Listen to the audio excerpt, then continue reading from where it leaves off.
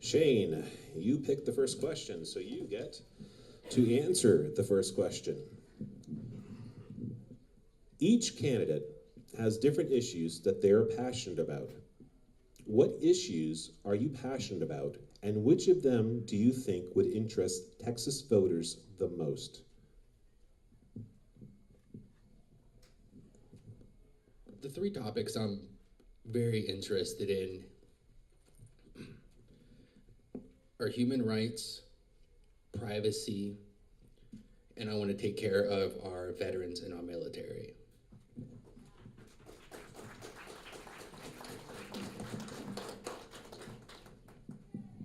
Excellent. The question moves on. Once again, the question was, what issues are you passionate about, and which of them do you think would interest Texas voters the most? I am very concerned about the national debt. I'm very concerned about the criminalization of drugs. I am finally very concerned about our treatment of the immigrants. I believe that we need to act on these, and I will.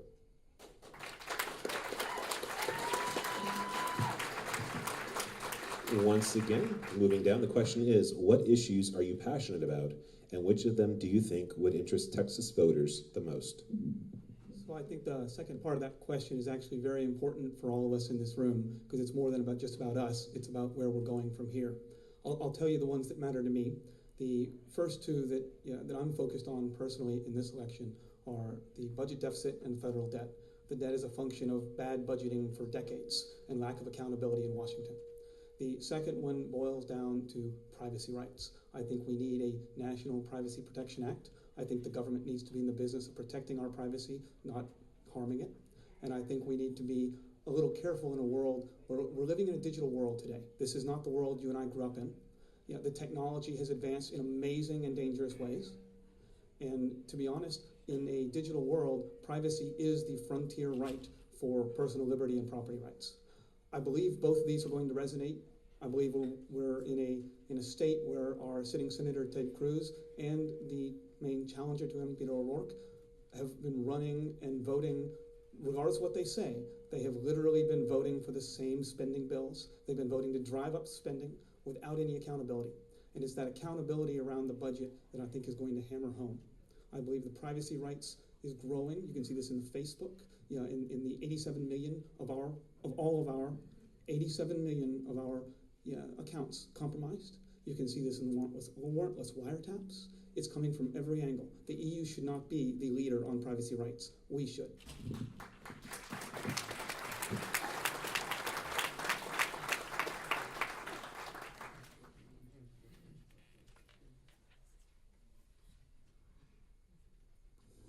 For this question, we'll start with you, Mr. Phil Gray.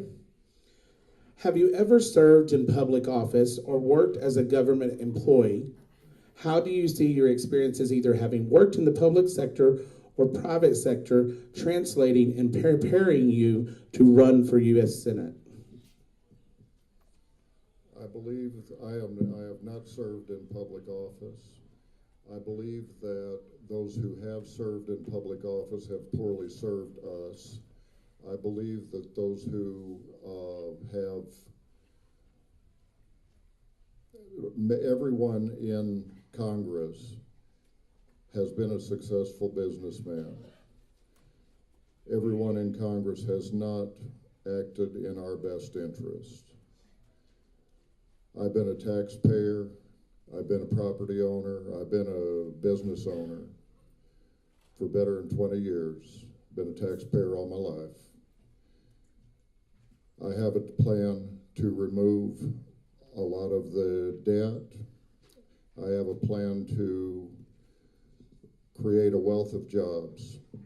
I have a plan to put this country back in order. I believe that we can do this together. Thank you.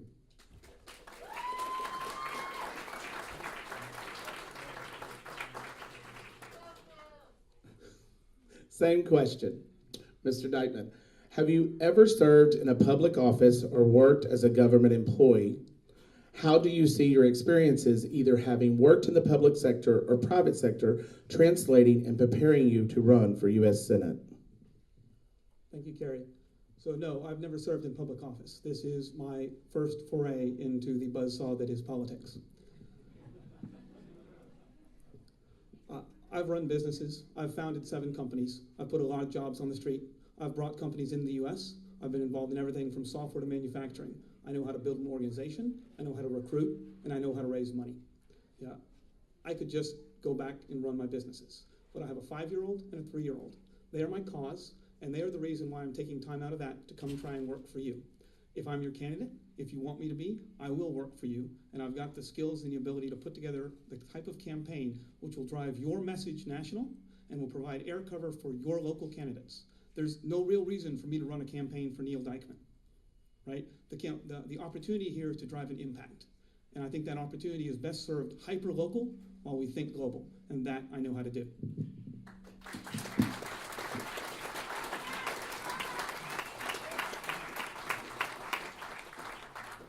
Mr. Newsom, have you ever served in a public office or worked as a government employee? How do you see your experiences either having worked in the public sector or private sector translating and preparing you to run for U.S. Senate? I've never run for public office. I've never run for public office except this, and never been a government employee unless you talk about going to jail for a few days.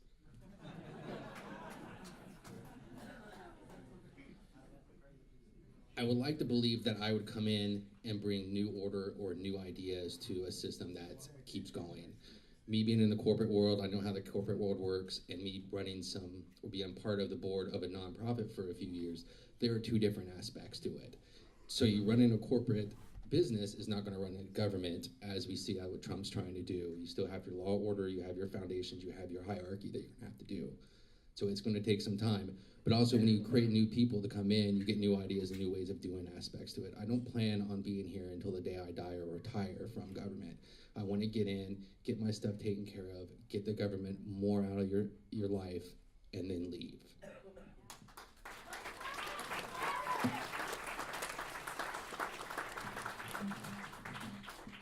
Neil, this question is for you. Libertarian parties around the nation have experienced tremendous growth. As any political party grows, they attract more and more diverse groups. Some of these groups will agree with the party platform to various degrees. Here's the question. Should there be a so-called purity test for incoming groups and members? Should the party welcome the diversity, and how could the party best integrate these members to build a stronger party? That's a lot of question. Let me see so purity test? Good luck. I can repeat the last 3. Should there be a so-called purity test for incoming groups and members? Let's start with no, go on. Should the party welcome the diversity, and how could the party best integrate these members to build a stronger party? I think let's go with the second, welcome the diversity, definitely. The third is the real question. Look, I'm new. I've been here for basically 130 days. I'm happy to admit that, right? I was brought in here because the inspiration off of what Mark Miller did in the last campaign, showing that one person actually can make a difference, right? I'm from Harris County. I went through the main website, and Kathy Glass called me and recruited me hard to get me here. Since then, I brought in the Railroad Commission candidate. Right? Fair enough. You make your own calls, guys. Right? I brought in 10% of the delegates to Harris County, and I've been working my tail off to meet and learn what all of you guys are trying to accomplish here. This party needs, in my view, to do one thing and one thing only, and that is to step back and look at where we want to go, look at the people we want to attract, the messages we want to send, find our core, and instead of focusing on all the pieces of the platform, find our core and translate that core to the rest of the world so that we can have an impact in the electorate beyond just a few hundred people here. Because we're not all here to talk to each other. We're here to talk to the 300 million Americans and do something great for Texas.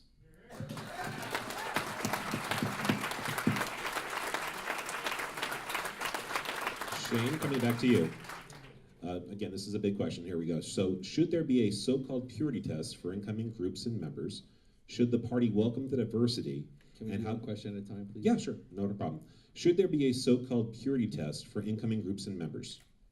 I guess it would be what you classify as a purity test. Do I think you have to have certain standards or requirements in any group that you have? Make sure you guys are following the same rules and not having insider fighting over something that the standards say this. Okay, the second part of this, should the party welcome the diversity, and how could the party best integrate these members to build a stronger party? Yes, on diversity, that's how everybody grows and knowledge is shared and people learn.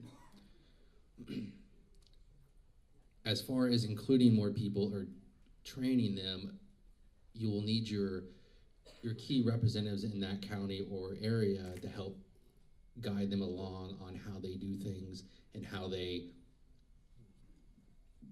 foresee their district growing. Getting out and spreading the word or seeing other people or overhearing other people's issues with the government or what you guys stand for is what you guys need to do. When I was part of BACA, Bikers Against Child Abuse, I went out day and night, try to recruit more motorcycle people to come in and ride to help the abused kids. So every time I would see somebody that I could actually say something to that would link them to a motorcycle or anything like that, the same thing you have to do with your current party is that when you hear something, you need to go get it and put your information out there.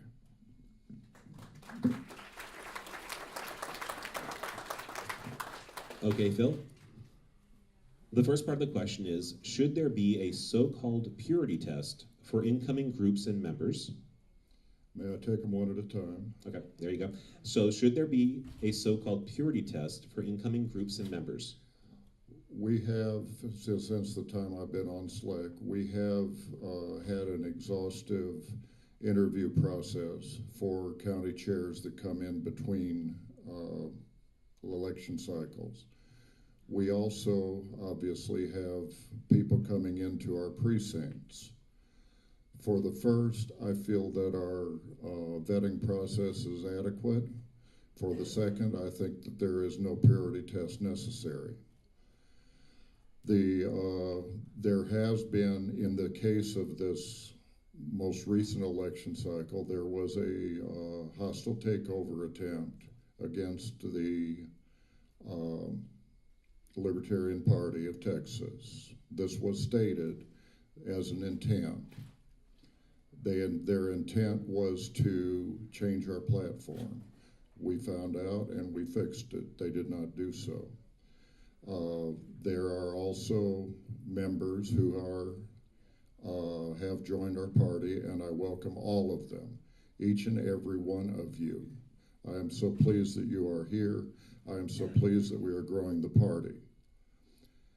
At the same time, I have also, at the Smith County level, I nominated 2 of those 2 officer positions, one for deputy chair, vice chair, and the other for secretary. I hope that they have made it here tonight. One of them is an alternate, one of them is a delegate. Another of the new ones is also a delegate, and I hope that they will ask hard questions. I hope they will reach out to me and let me know their views and their wishes. Did I get it all? Yes, you did. Thank you.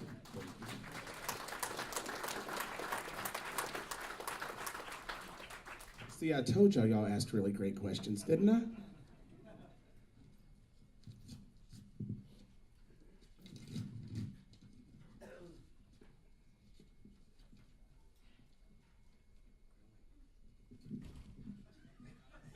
I guess I wasn't supposed to say that out loud, huh? This one is for you, Shane. Henry Kissinger once said, 90% of the politicians give the other 10% a bad name. Bad reputation, sorry. Knowing the generally low opinion that the average individual has of politicians, how important is it for a libertarian candidate to be ethical and honest?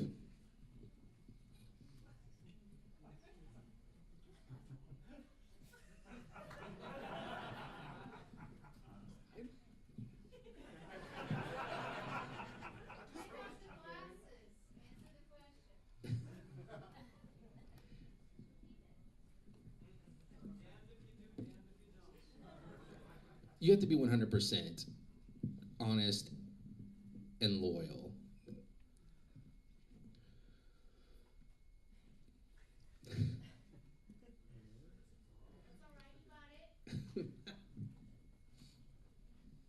I just can't get over the question.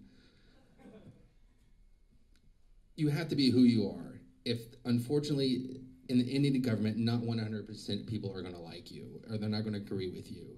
But you have to be true to yourself and have to be true to your word, no matter if it hurts somebody or people hate you for it. You got to stand up and believe who you... I feel like I'm talking to my kid.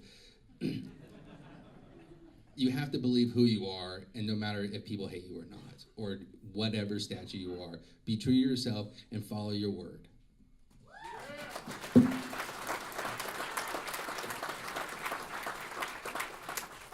Mr. Gray, Henry Kissinger once said, oh, you don't even, I'd love saying Kissinger though.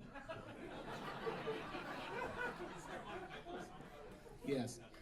Knowing the generally low opinion that the average individual has of politicians, how important is it for a libertarian candidate to be ethical and honest?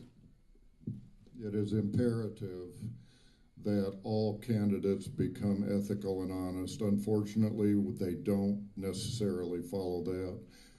I believe that it is the only way that we will return this country to its former grandeur. I believe that it starts with me. I don't pass the buck. I'll tell it like I believe it. I hope that you can support what I believe. If not, then by all means. That's all I got, folks.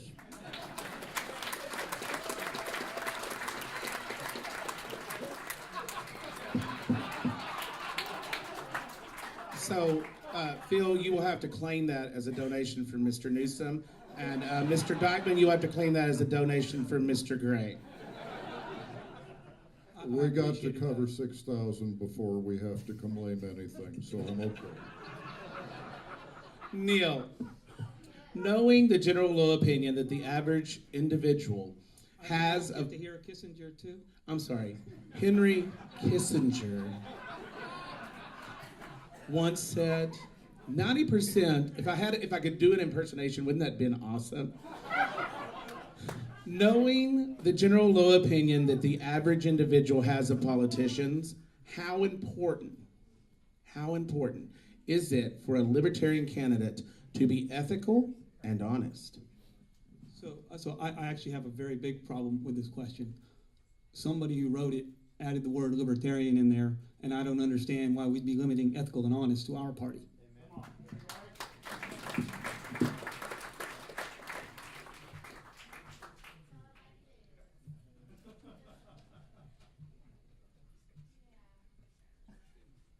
All right, Phil, this question is for you. There is a bit of a big header on this one. Edward Snowden said that, quote, "I can't in good conscience allow the U.S. government to destroy privacy, internet freedom, and basic liberties for people around the world with the massive surveillance machine they're secretly building. We know now that the federal government is collecting massive amounts of data on citizens in our country. Senator Rand Paul has stated, based on just the metadata collected by the government, they can determine a person's religious beliefs, the general state of health, political ideology, and more. Here's the question. If elected senator, what would you do to protect the privacy of citizens?" This is way out of my league. For those people amongst you who know me personally, you know that I'm tech challenged. I apologize for that. I do not know what is necessary. I will find out the answers to what is necessary. I do not believe that the U.S. government should be spying on our people. At the same time, we do have issues where there are those in the world who will do us harm. These two must be balanced, and I will balance on the side of privacy for American citizens. privacy within this country. I cannot make any promises beyond that. We must protect America, and we are being attacked from all sides. Neil, the question is now to you. If elected senator, what would you do to protect the privacy of citizens? So I actually think this falls into two buckets. We actually have a law to protect our privacy from some of the things that have been mentioned here and before, and it's called the U.S. Constitution.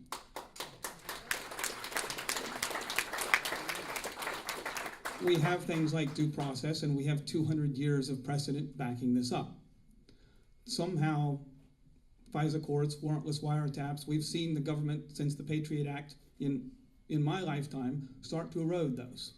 And I think we need to roll back to where our Constitution started. And I think we need to keep in mind that this isn't even 1980 or 1990. This is 2018. The technology's changed. And if anything, the government needs to be more in the business of protecting our privacy than it was in 1980 or 1990. But that's only half the battle. We are missing a National Privacy Protection Act. There is very little more crucial for the next several decades than getting an act like that through. An act that will govern and define who exactly owns things like what's in your credit report. An act that will define, do you get to take the information in your Facebook account with you, or do they get to keep it and chop it up and sell it? Because this metadata is all coming from the information that you and I put into other systems under terms and conditions so detailed that, trust me, I've been in the tech world for a long time and I don't read them. I have written them for companies and I don't read them. Right? This is one of the few areas that I'm willing to let the federal government actually take a lead and put some broad protections in place. One of the few areas I'd like to see a federal law cut across state lines. If the Commerce Act was written for anything, it was to help the federal government allow us to protect privacy of American citizens from companies that worked across border and across national lines.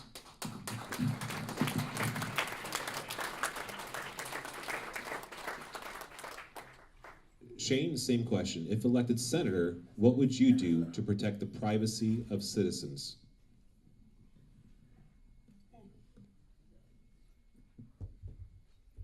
Implant a virus so all the computer systems shut down.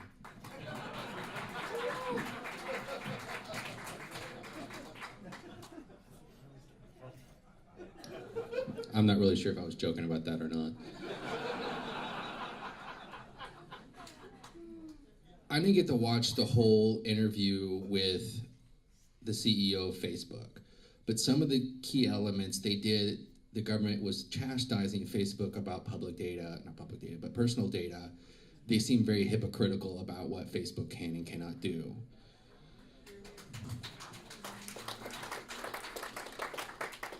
One thing is Facebook and other Googles, an example, you're accepting that information they have and that what they're using and giving to it. I don't think the government needs to be telling what the corporations can and cannot keep. Now, I do think there should be some very thin lines with that, as Neil was putting. But overall, it's the information you choose to put out there. As far as the government is concerned, the government shouldn't be keeping anything on you unless they have a warrant. And we all know with the FISA court, it's a rubber stamp as they're letting everything go through. You need the warrant to collect my data, else don't collect anything, don't see anything. And it needs to be more specific, unlike when they come and ask Google for everybody for the location of 100 miles within this radius. That is too detailed. That's not what they need. They need to be more specific.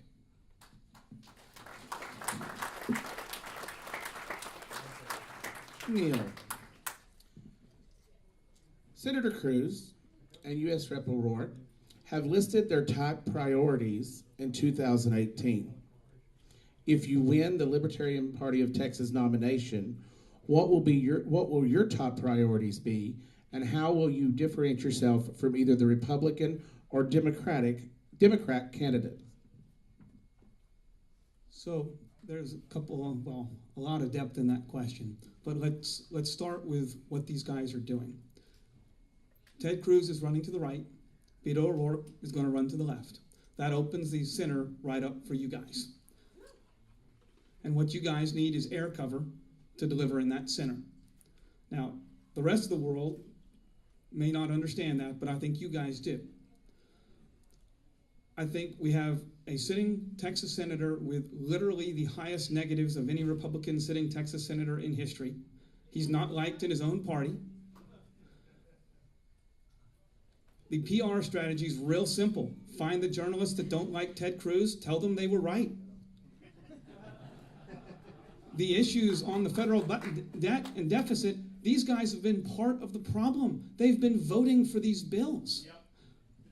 The FISA courts, it's on their watch. They're vulnerable on everything that matters to us right down the middle. I've had very, very senior executives, and I've had people on the street. In fact, I was in our factory the other day, and the project accounting manager at our factory said, "Oh, you're running for U.S. Senate as a Libertarian? My son is a Libertarian." I was sat with a senior executive at Chevron a while back, and the comment made was, "If you're running against Ted Cruz, you have my vote." I don't even think they asked what my policies were. We have an opportunity here, and it's our turn to take it.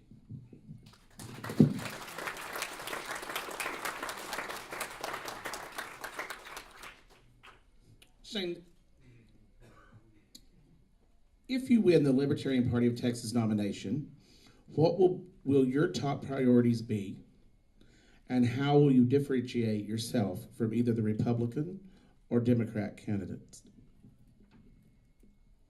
What's this fucking if I win?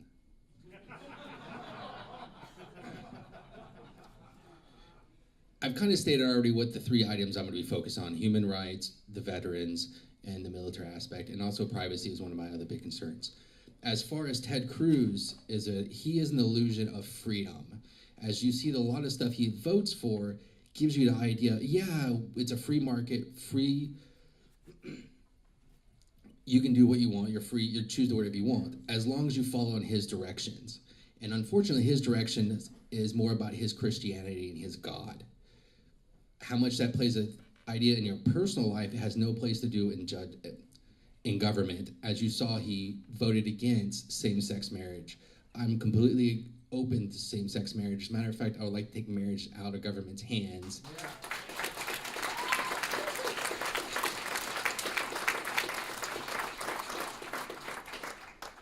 So those things, especially in Texas, as much as they're for freedom, you need to show that it's not true freedom. It's an illusion that they have. You're free to do what we tell you to do. As far as, I'm gonna screw his name up, Beto, he's far to the left. A lot of people want that just because they feel like the government's losing their spot. They want to feel like they're important and they don't have to, the corporations are not gonna run rampant on them. And that's what Beto has. Unfortunately, I don't think he's gonna do very good since he wants to outlaw AK-47s, AR-15, sorry, and also wants to improve the healthcare aspect. As far as what I want to do, like I said, I think we show the American people, especially Texas, that the illusion of the freedom they have and what they can do when people bind together, they can accomplish anything and they don't need the government to do it.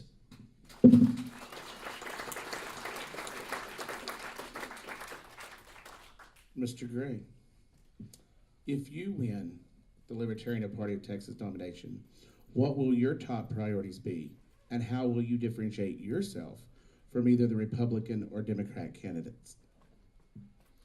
First things first, we'll start rolling back the national debt. Ted Cruz has added $3 trillion to it over the next 10 years with his votes in the last winter. Beto was unable to stop that. As Shane so properly spoke, Ted wants to limit personal liberties that don't conform to his religious views. I am socially liberal, I'm fiscally conservative. I can go to Washington and I can sit in the middle, and both of them need to have me to help pass their agendas, and I will exact a price of liberty from every bit of them. We will roll back the national debt. We will roll it back by saving people money. Neither Ted nor Beto has said a word about saving you money, but y'all know what?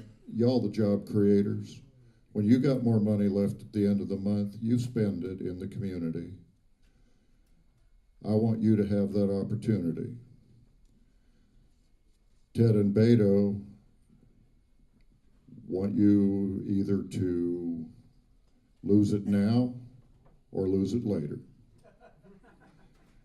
Thank you.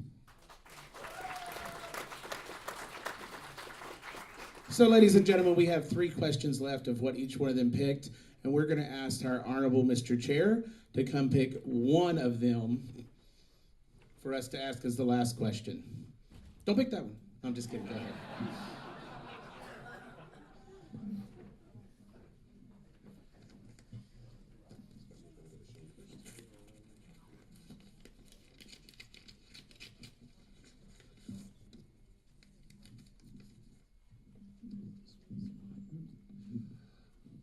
Okay, Shane, this one's going to you first. We continue to see massive CR and never any real appropriation bills limited to departments or specific bill. Will you join others and vote no on continuing resolutions and seek normal order?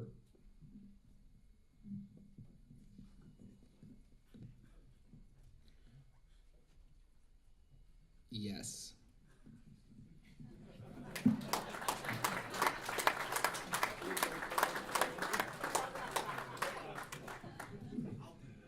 Okay, moving on. Phil, will you join others and vote no on continuing resolutions and seek normal order? That don't go far enough. A single vote of no isn't going to get it. How about instead of voting no, how about we reduce the need for continuing resolutions? How about we pay off the debt? How about we leave more money in your pockets? How about we act for America instead of lining the pockets of the wealthy?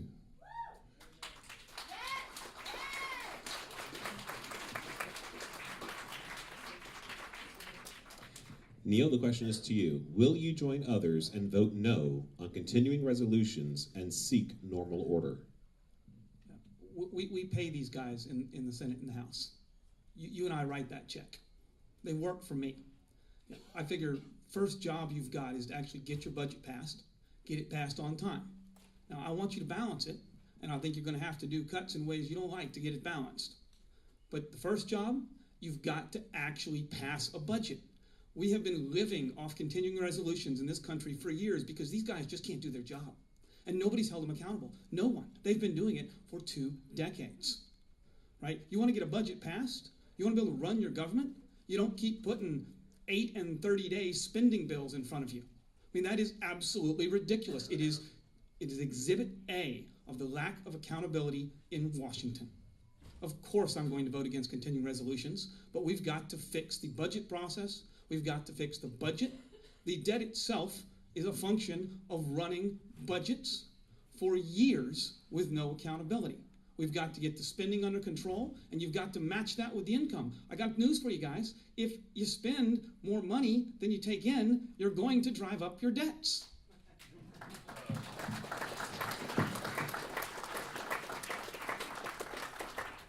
Now we will have closing statements, going in reverse order, starting with Neil. Thank you, Kerry. Guys, it has been an absolute pleasure to be here and beginning to put faces with names and meet all of you guys who've taken time out of your week, out of your month, out of your year, and have been putting the effort in to making an impact. So thank you very much. I am here because of the work you guys have done over the last years on things like ballot access and putting this party together and putting a message and a platform together that resonates, not just with me, but outside of these walls. I'm here to work for you. Right? I have the skills, I have the track record and the background, whether it's raising money, to media, to organization. I know the policies in and out, and I can handle them on any level. And I'll leave with one thing. My colleague over here, Phil Gray, is working his tail off for us. But bottom line is he's proposing to pay off the national debt by putting a natural gas compressor in your backyard, subsidizing it for you, and then taxing it. That won't even touch a tenth of the interest on the national debt. We have to have a real plan, and we have to make these guys listen. Do I get to rebut or do I just speak?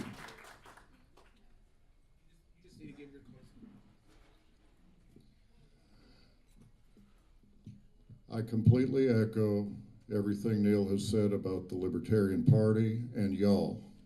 Thank you very much for this opportunity. Thank those who have gone before for ballot access that will make this a winnable election.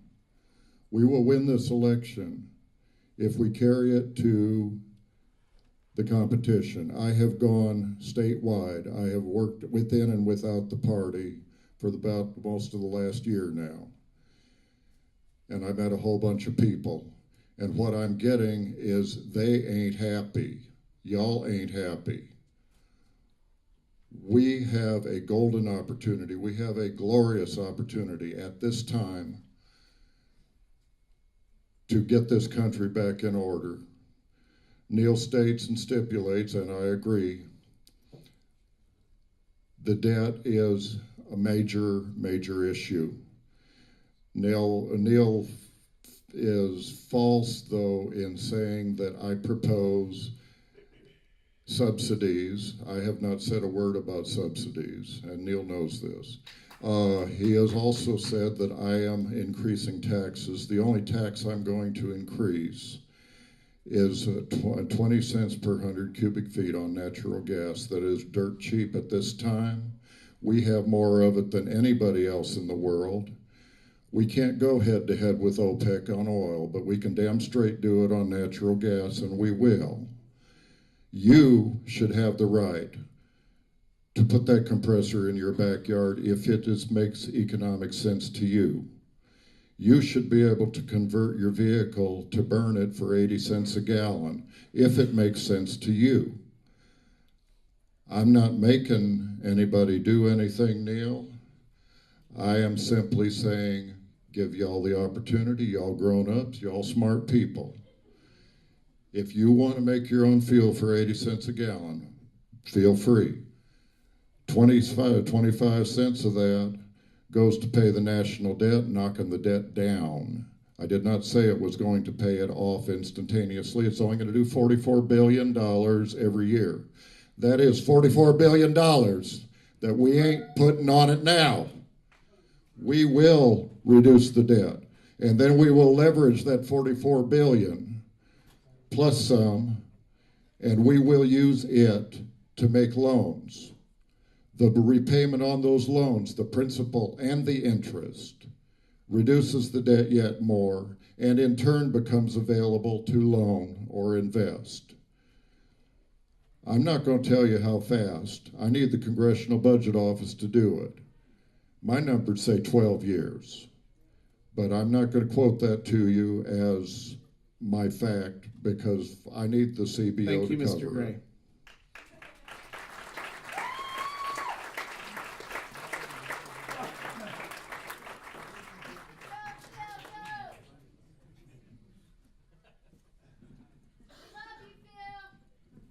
You too.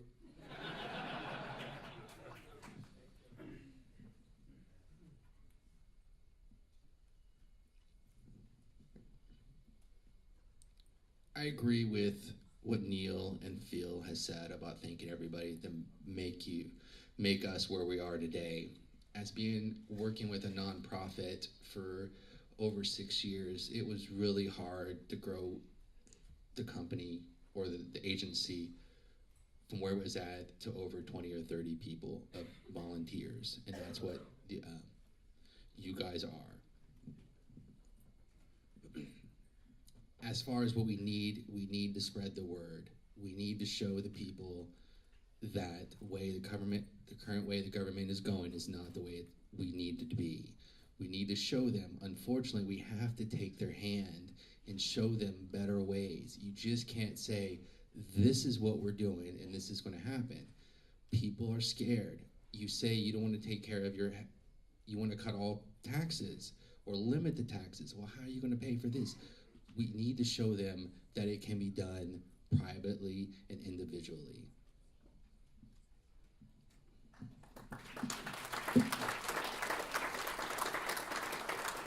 Fellow delegates, what a great way to start out the night.